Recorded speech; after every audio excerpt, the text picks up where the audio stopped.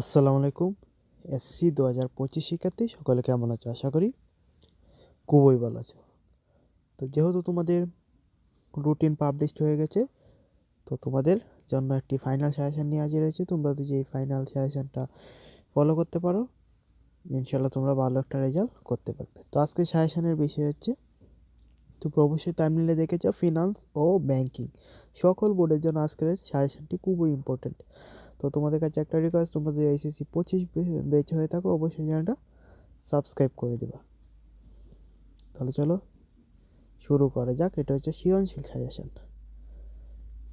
তো যে সকল অধ্যায়গুলো পরীক্ষার গুরুত্বপূর্ণ সেগুলো সাজেশন দেওয়া হয়েছে। অধ্যায় 4, অর্থের সময় মূল্য। সৃজনশীল ক প্রশ্নের জন্য পড়বা অর্থের সময়মূল্য কি, 2 কার্যকারী বা প্রকৃত সুদের হার কি, 3 ইএআর এর পূর্ণরূপ কি, 4 সরল সুদ কি, 5 কোন সুদের ক্ষেত্রে কেবল আসলের উপর সুদ ও গণনা করা হয়।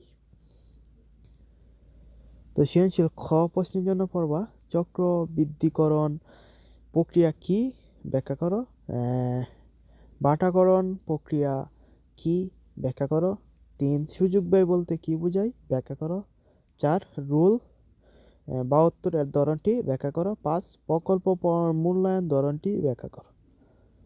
6 অর্থের বর্তমান ও ভবিষ্যৎ মূল্য সমান নয় কেন। 7 ঋণ গ্রহণের পূর্ব কোনটি বিবেচনা করতে হয়, ব্যাখ্যা করো। এখন আসি অধ্যায় 5, ঝুঁকি ও অনিশ্চয়তা।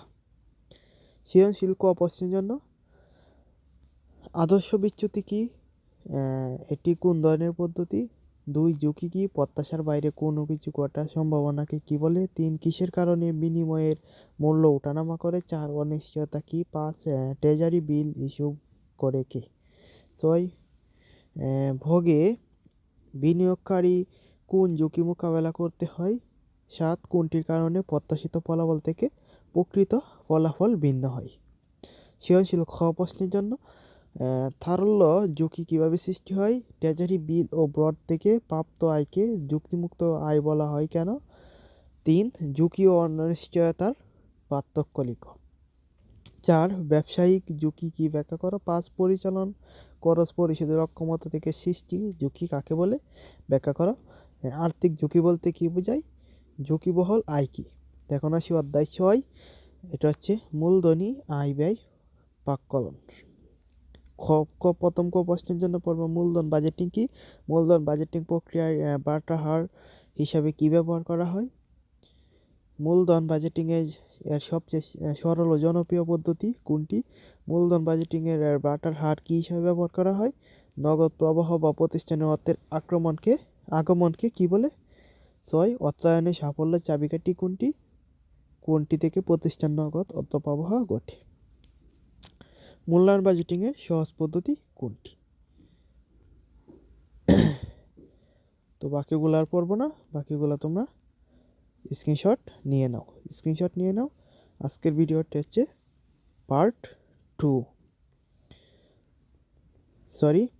1। পার্ট 2 পেতে অবশ্যই চ্যানেলটা সাবস্ক্রাইব করে দেবা। তো পার্ট 2 মধ্যে আমি তোমাদের অধ্যায় 9 থেকে দিয়ে দেব। সকলকে অনেক অনেক ধন্যবাদ। সবাই চ্যানেলটা সাবস্ক্রাইব করো।